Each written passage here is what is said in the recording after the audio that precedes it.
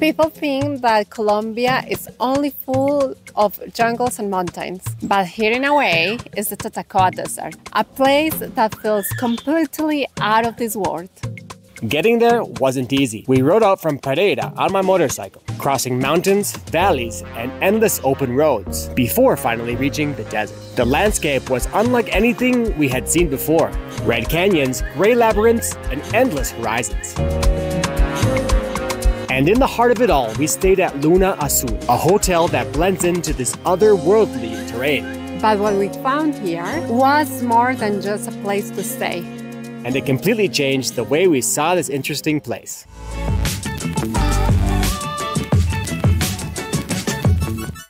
Good morning from Dos Quebradas. The Gachinha behind me is ready for our trip. We just packed up Princesa. It's a 5 to 6 hour drive to Aipé. Rather than taking the long road, we are opting for something more adventurous. We are crossing the river by ferry. This little shortcut shaves off 2 hours of driving, which means less time on the road and more time to enjoy the journey. We're gonna be going and hitting the road. Got the Insta360. We're using the GoPro, the new GoPro, for this entire trip today. Ready, Gachinha? Ready. And just like that, our adventure begins. With the wind in our faces and miles of open road ahead, we leave Pereira behind.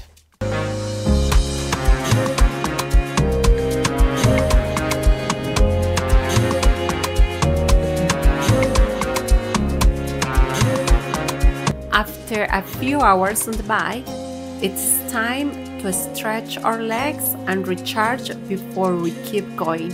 All right, so we are at stretch break number 1 or number 2. Gachinha just had to take off her plastic wear, something to keep warm. We got a little pooch right here.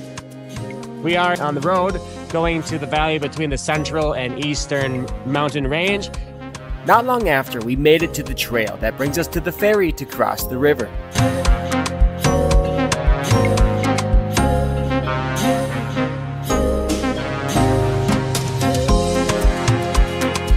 It's time we're getting on board with other travelers, ready to float across the river. Pretty short crossing, 10,000 pesos to cross here. And here we go. Princesa is on board, and we are gliding across to the other side. Gachinha, do you know how to swim? I know how to swim? No, I don't. I have to be lifeguard if we ever fall in.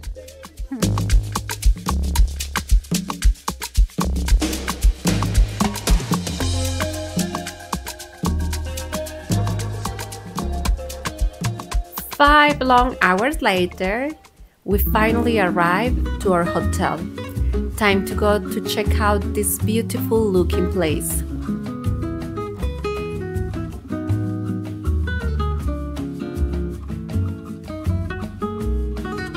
Right away, the staff welcomed us with warm smiles, making us feel at home. Hola, bienvenido a la ciudad de Tatacoa. First stop, our room. Time to change and jump into something refreshing. We took a little tour around the hotel, soaking in the relaxing atmosphere and all its amenities.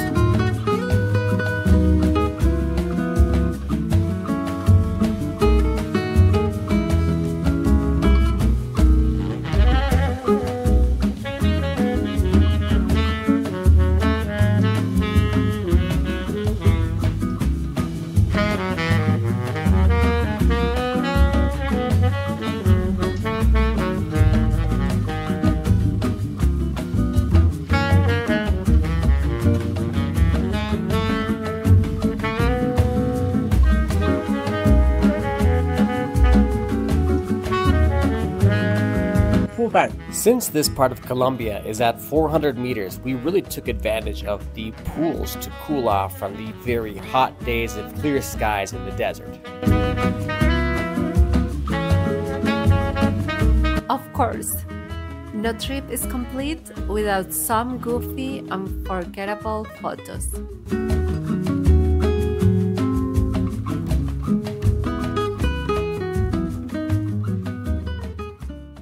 And here we are. It only took a short 20-minute drive to reach the stunning red desert from our hotel.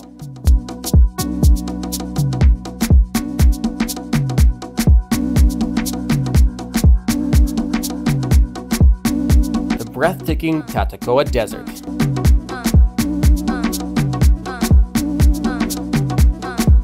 Check it out, my friends. We made it to the Tatacoa Desert. We made it to what is the red part of the desert. And it's 6:30 a.m. Sun just came up recently, about 30 minutes ago. As you can see behind me, beautiful landscape, tons of cactus. It's not an actual desert. This is actually going to be called a, from what I understand, tropical humid forest. As you can tell, there's actually plants everywhere. There's bushes, there's trees. And generally in the desert, if you go to a real desert like in Peru, I was just at a desert like a month ago, there are no plants really at all. Nothing survives except for really cactus and basically just that. This landscape is unreal. The deep red hues make it feel like we've stepped onto another planet. Ya veniste antes, huh? You came before? Yes, I came before. And And it was extremely hot. We just came from a camping place all the way here. So basically we just didn't know where to go. At least here we have the map that it tells you to go around. And then we have these people that it seems that they know where they are going. It is early, 7 a.m., and we are up and ready for an adventure. ¿Desde dónde vienen? Armenia, Quindío. Armenia, nuestros vecinitos, venimos de Pereira. We got some moto club people here, got them coming from the neighboring city of Armenia next to Pereira. 1 hour closer than Pereira. So not too far, not super far, not super close. What a mysterious type of landscape, huh? Like have here, the red rocks here. They're like... Let's walk through this fascinating desert and see what makes it so special. The labyrinth, yeah, exactly. We're in like the labyrinth, the pathway that's been forged, I guess, from thousands of tourists, millions of tourists. Who do you think this little desert excursion and place to visit is for? What kind of person? Anyone, honestly. Anyone. A few wrong turns, a lot of heat, and some extra wandering, but hey, getting lost is part of the adventure. We just realized that we did a massive loop by accident. So the place we actually started from is over there. And we thought we were just going there and back, but guess what? That didn't happen at all. And yeah, the bikes are already gone. So yeah, the people we followed, the Armenia Quindío people, they just ran there and ran back super fast, evidently.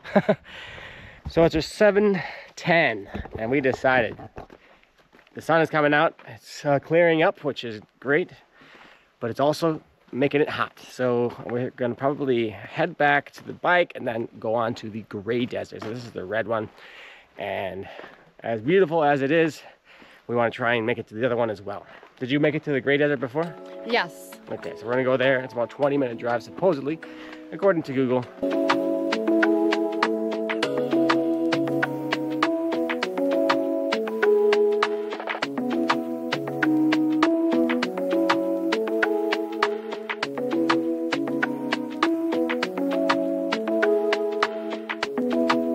We made it to the gray desert area of the Tatacoa, and in order to come in here, we were pleasantly, happily surprised that it's 2,000 pesos per person, and for the bike another 3, so we paid 7, which was a bit strange since the red desert didn't charge anything, no entrance and no parking. And yeah, anyways, but we're here now, and we're gonna do a little walk around.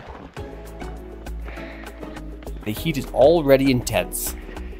It's getting hot. It's probably around 8 right now, or 9.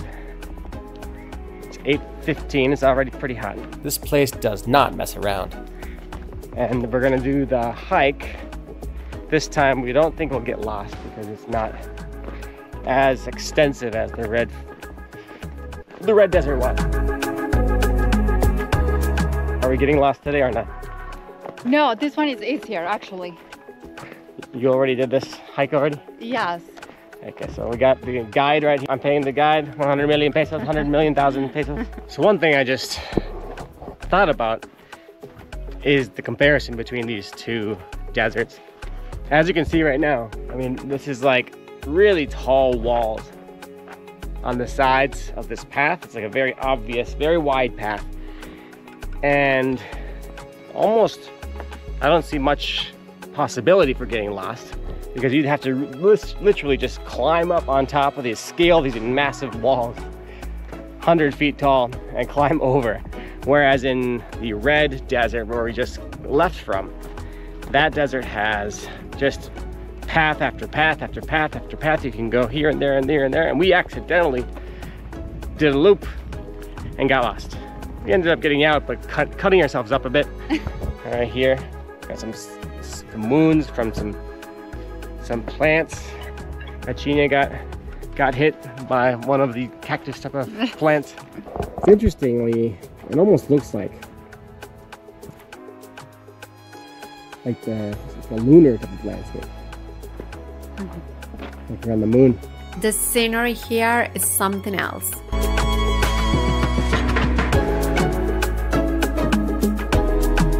It seriously looks like we are walking on the surface of the moon. A lot easier to run around the gray desert, since it's almost impossible to get lost. And when you make it to the end of the route, the path, it brings you to a pool, which I'm sure is a cool place to spend the day if you don't have a pool where you're at.